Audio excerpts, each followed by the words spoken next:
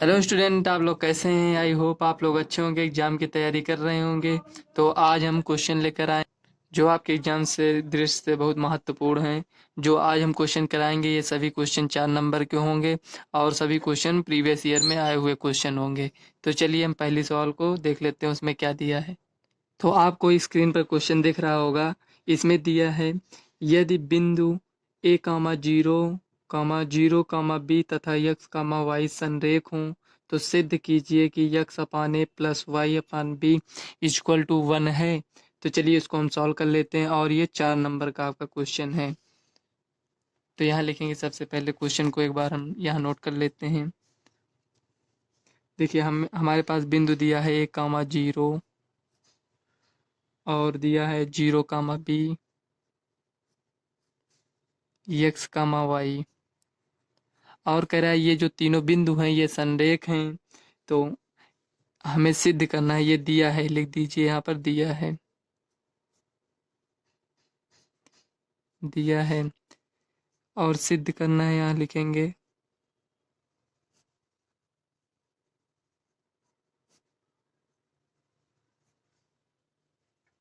X upon A plus Y upon B equal to 1। ये सवाल आप तभी सॉल्व कर पाएंगे जब आपको इसके त्रिभुज के क्षेत्रफल का फार्मूला पता होगा। तो देखिए इसमें आपको कुछ नहीं करना है, जैसे आपने इसके पहले या सॉल्व किया होगा इस चैप्टर में जो सवाल थी। जैसे इसमें ये दिया है तो जब संरेख कहता था तो इसमें किसी का मान ज्ञात करने के लिए कहता था। तो इसमें आपकी मान नहीं ज्ञात करना है, हमें इसको सॉल्व करने के बाद हमें इस तरह इसको सिद्ध करना है। तो चलिए इसको हम सॉल्व कर लेते हैं। तो इसे यहाँ लिखेंगे हल। संरेख होने का मतलब आप लोग समझते हैं ना, जैसे एक बिंदु ये हो गया, एक बिंदु ये, एक बिंदु ये हो गया, तो ये 3 बिंदु ये इस तरह है, तो ये त्रिभुज बना रहा है। लेकिन ये जो संरेख है इसमें तीनों बिंदु ऐसे हैं, एक ही रेखा पर तीनों बिंदु हैं। तो इसका जो त्रिभुज का क्षेत्रफल जो फार्मूला होता है तो इसका क्षेत्रफल 0 हो जाता है, तो इसीलिए इसको संरेख कहते हैं। तो यहाँ पर इसको ये जो लिखे एक बार इसको नोट कर लेते हैं। यहाँ A comma zero, zero comma B, X comma Y, ये हो गया। अब देखिए ये आपका क्या है, ये x1 है, ये y1 है, ये x2 है, ये y2 है, x3 y3, ये हो गया। ये जो क्वेश्चन है ये आपका 4 नंबर का है। ये 4 नंबर का क्वेश्चन है, आया था प्रीवियस ईयर पेपर में। तो देखिए फार्मूला क्या होता है इसका संरेख का, x1 ब्रैकेट में 23 31 12 होता है ना, ये प्लस x2 23 हो गया, अब 31 लिखेंगे, प्लस x3 12 लिखने के लिए 1 माइनस y2 इक्वल टू क्या होता है, 0 हो जाता है। यही आपका फार्मूला है, इसी पर आपको सम्मान को रख देना है, आपका आंसर हो जाएगा।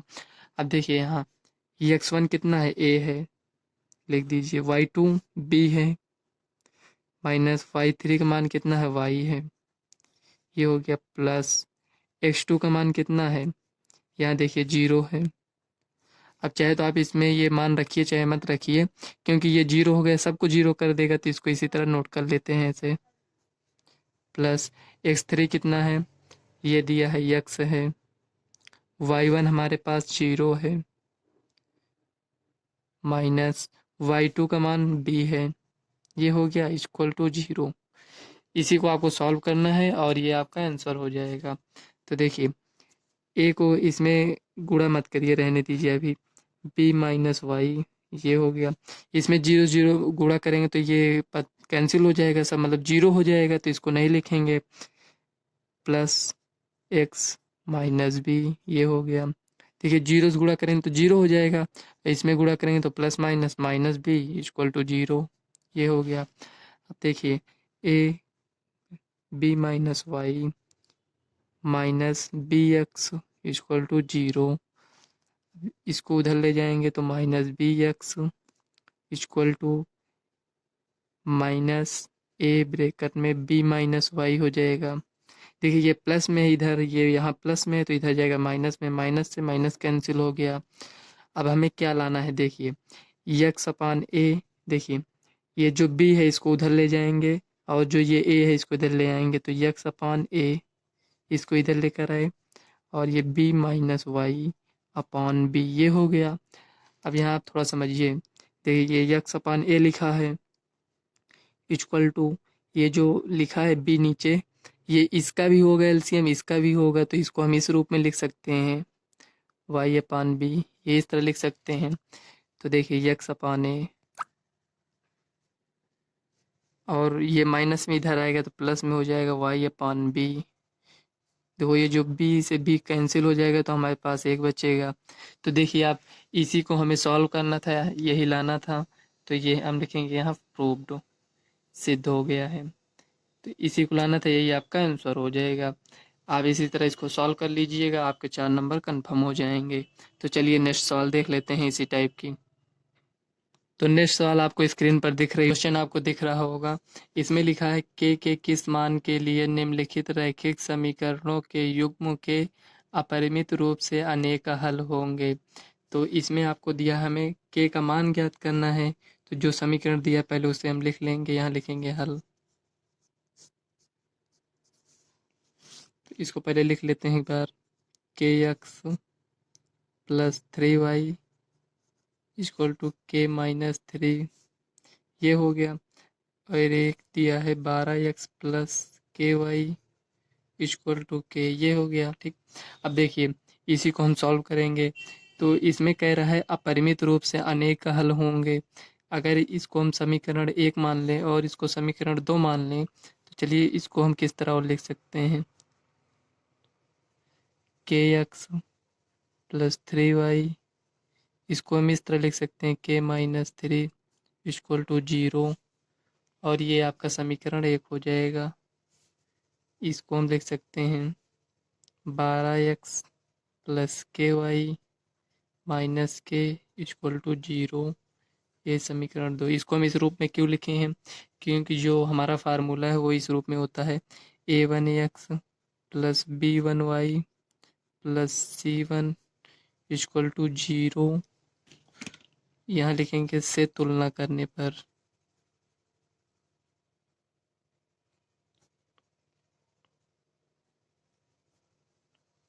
ये हो गया। तो इसमें तुलना करेंगे तो a1 की जगह पर क्या है, ये जो इसका हम तुलना कर रहे हैं, ये समीकरण 1 से इसकी हम तुलना कर रहे हैं।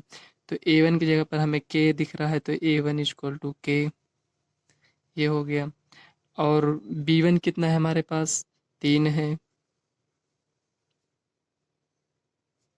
और c1 आप देख रहे होंगे माइनस k माइनस 3 ब्रैकेट में है, ये हो गया।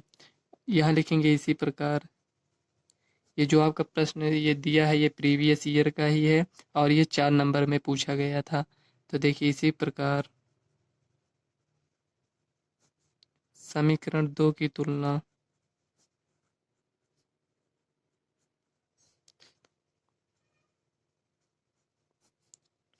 a2x plus b2y plus c2 बराबर 0 से करने पर।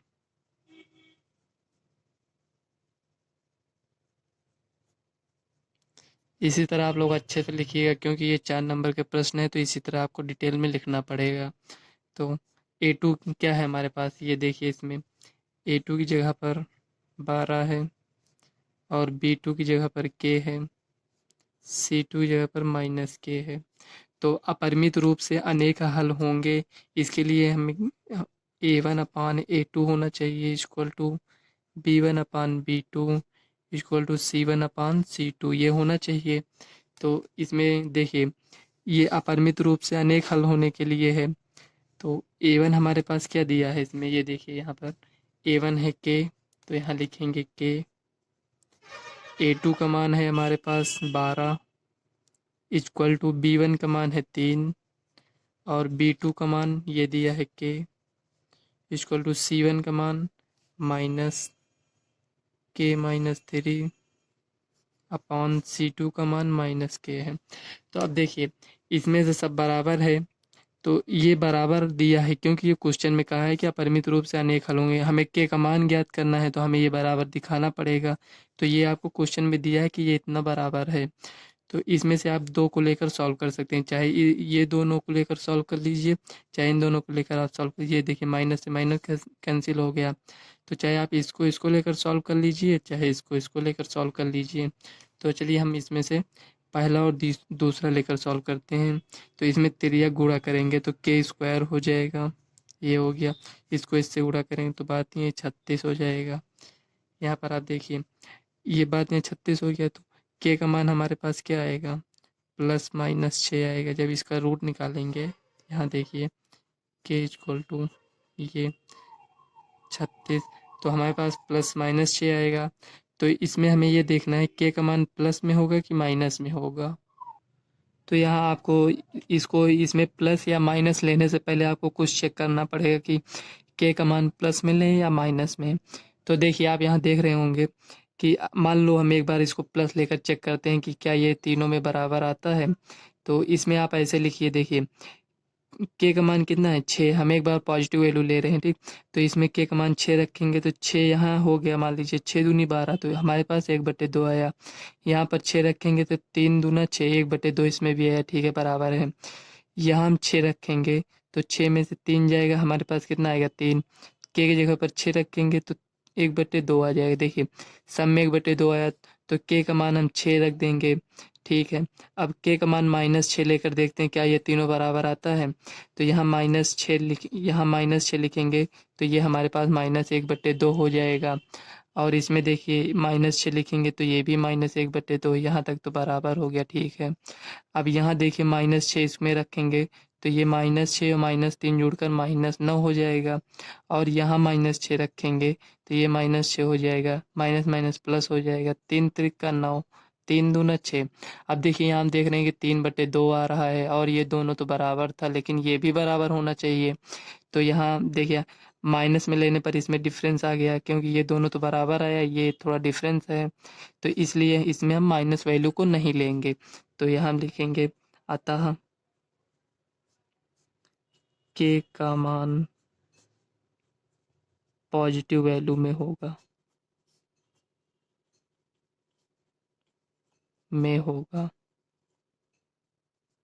के बराबर 6। यही आपका फाइनल आंसर हो गया। इसी को आप सॉल्व कर लेते हैं तो आपका 4 नंबर कंफर्म हो जाएगा। तो फ्रेंड्स इस वीडियो को हम यहीं तक रखते हैं। अगर वीडियो आपको अच्छी लगे तो वीडियो को लाइक व चैनल को सब्सक्राइब कर लेना, ताकि आने वाले वीडियो का नोटिफिकेशन आप तक सबसे पहले पहुंचे। तो इस छोटी सी वीडियो में हमने आपको 8 नंबर कंप्लीट करा दिया है। अगर आप इसको अच्छे से तैयार कर लेते हैं तो ज़रूरी नहीं है कि आपको यही सवाल मिले। तो अगर आपको इस टाइप के सवाल मिल जाएगी तो आपको सॉल्व करने में प्रॉब्लम नहीं होगी। तो फ्रेंड्स चलिए मिलते हैं नेक्स्ट वीडियो में, तब तक के लिए बाय, और आप इसी तरह पढ़ाई करते रहिए।